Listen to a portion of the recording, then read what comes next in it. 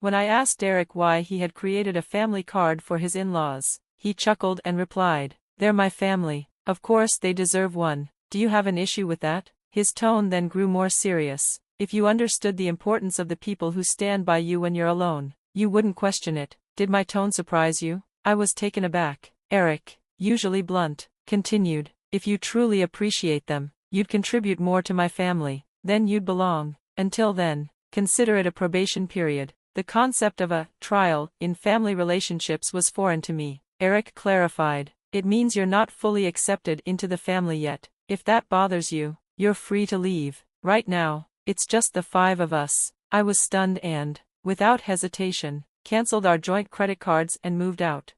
My name is Sandra. I'm 32, a freelance illustrator working from my home studio. I used to work for a major ad firm but switched to freelancing 4 years ago after marrying Eric. I grew up with my grandparents after losing my parents in an accident. For college, I moved back to my parents' old neighborhood in the city center, where I've lived ever since.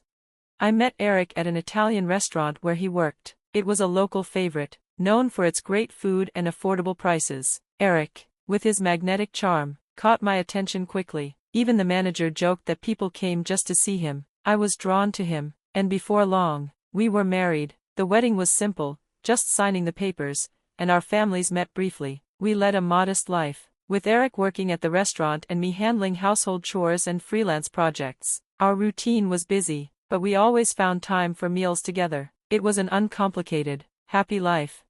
A year into our marriage, Eric told me his family was coming to visit. I was eager to meet them, especially since I had lost my parents early and had always longed for a bigger family. When Eric's family arrived, 5 people in total, I was caught off guard by their assertiveness. His older sister, 36, who worked at a local store, walked in and immediately asked, "Which room's mine?" It was a stark contrast to her usual polite demeanor. Eric's younger sister, 20, was more reserved, barely speaking. I showed them to their rooms, Eric's parents to my parents' old room, which had a Japanese style they might appreciate.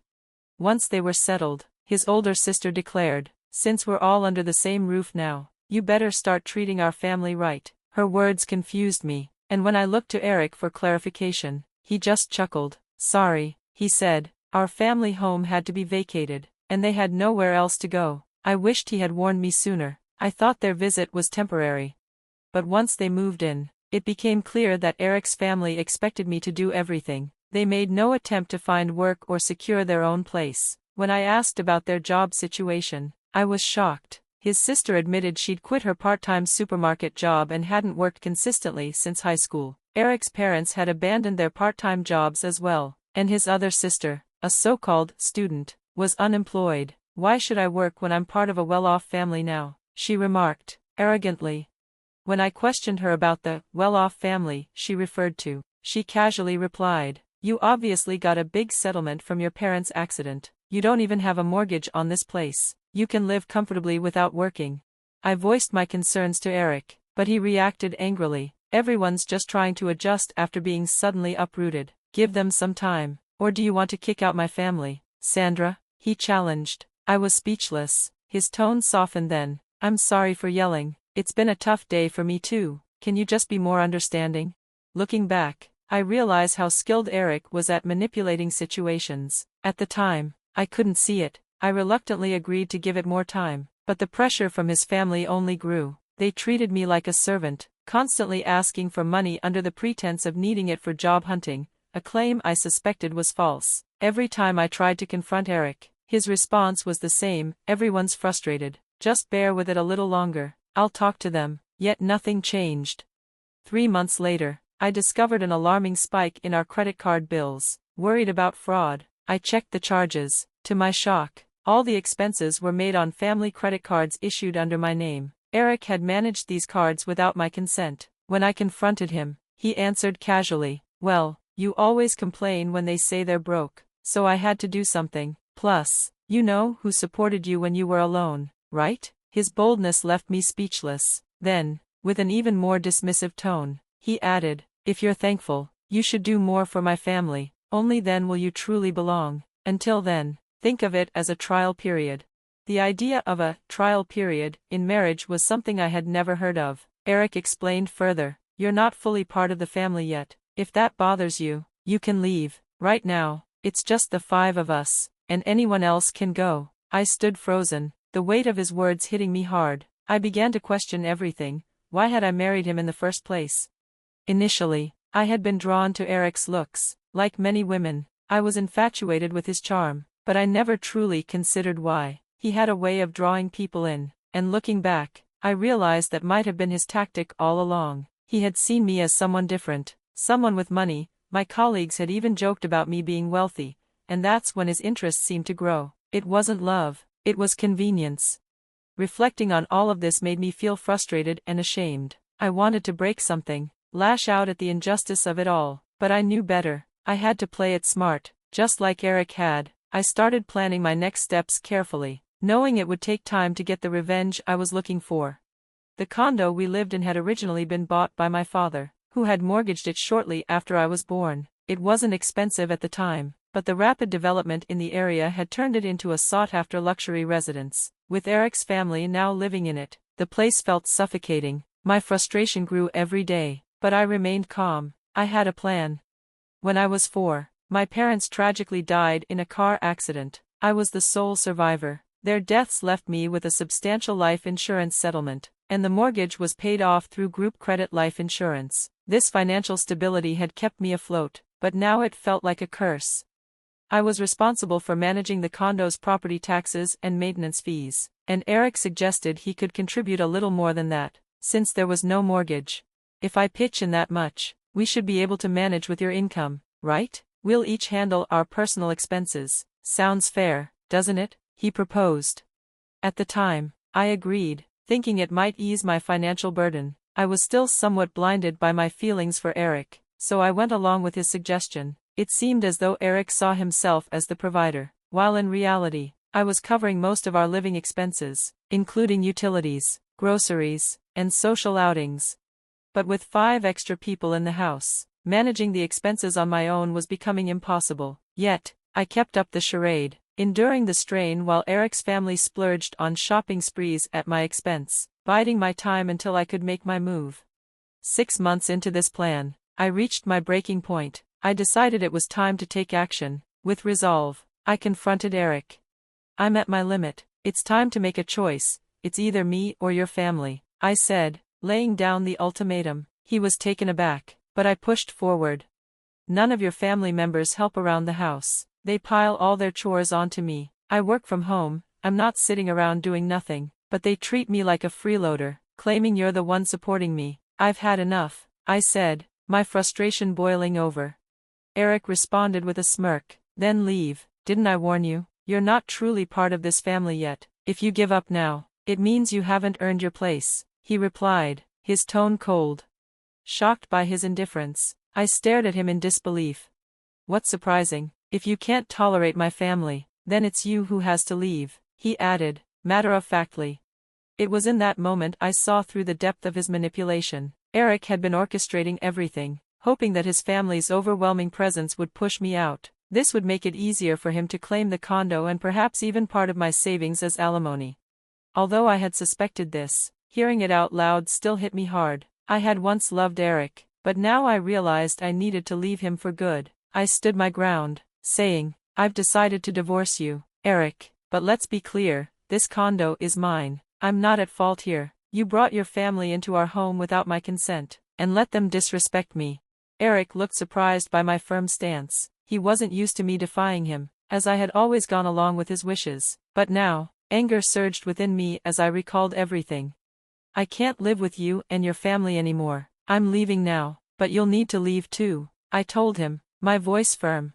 Eric flustered and protested. "This is ridiculous. This is our home. We're not going anywhere. Ever heard of tenant rights? You can't just evict us from our own home." I ignored his protests and left the apartment, seeking refuge at my grandparents' house. I told them everything and asked for shelter until things were settled. They were appalled by what I had gone through and scolded me for not coming to them sooner. They embraced me with tears and concern. "I'm sorry, Grandma and Grandpa. I know I worried you, but I'll be okay now," I reassured them, forcing a smile through my tears. The day after I left, Eric called, confused. "What's all this about? What mail are you talking about? He asked, referring to the certified letter from my lawyer. I was impressed by the swift action of my legal team. I'm not paying any alimony, and I'm not leaving the condo, he insisted, unaware of his lack of legal standing since the condo was jointly owned. If that's your stance, then compensate me for half its value to buy out my share, he demanded, making an absurd claim. Please communicate through my lawyer from now on, I said firmly, ending the call. I expected him to reach out again, but I wasn't interested in continuing the conversation. As expected, he called the next morning, repeating his previous questions with no new approach. What mail are you referring to? The cards aren't working. What did you do? He pressed.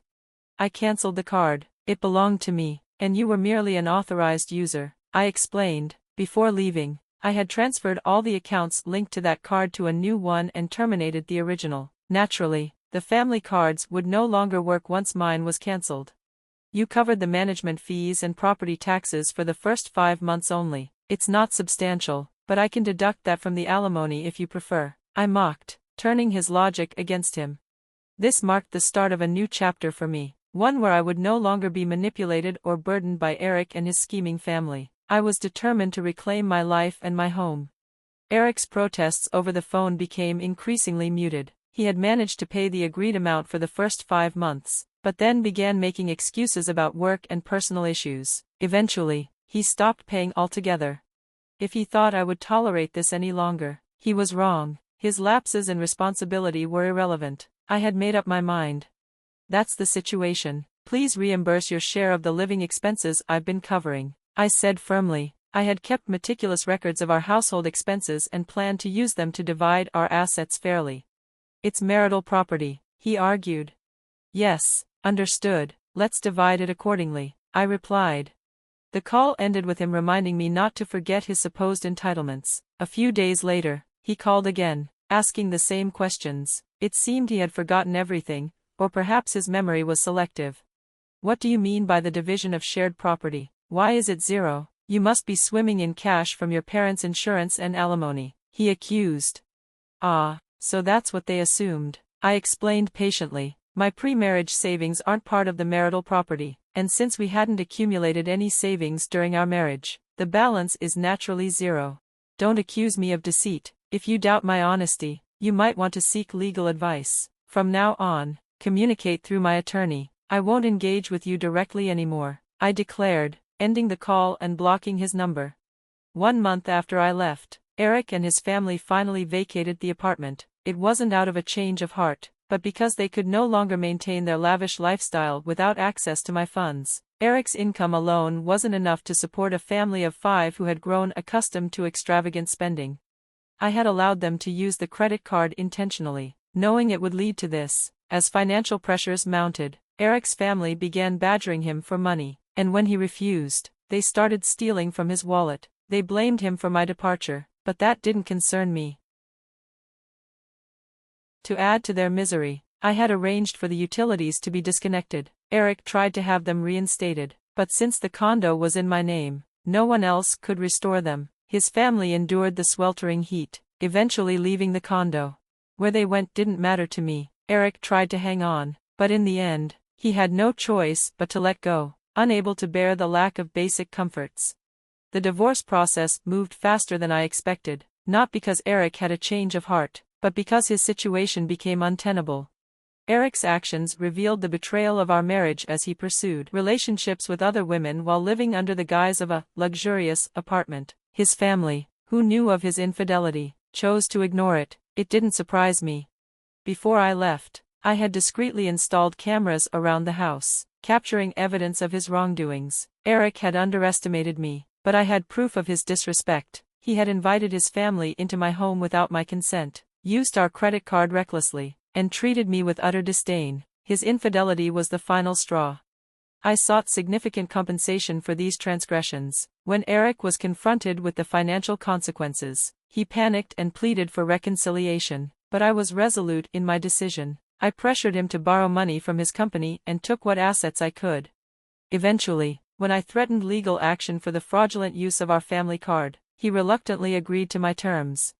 The divorce has been finalized, and I now stay at my grandparents' home. Professionally, My career as an illustrator is thriving. I'm content for now, though I still haven't decided what to do with the apartment. Selling it is something I'm considering, but for now, I'm focused on rebuilding my life. As I move forward, I'm determined to be more discerning in choosing a partner. I now understand that true worth lies beyond superficial attraction, and I hope to find a life partner who shares my values.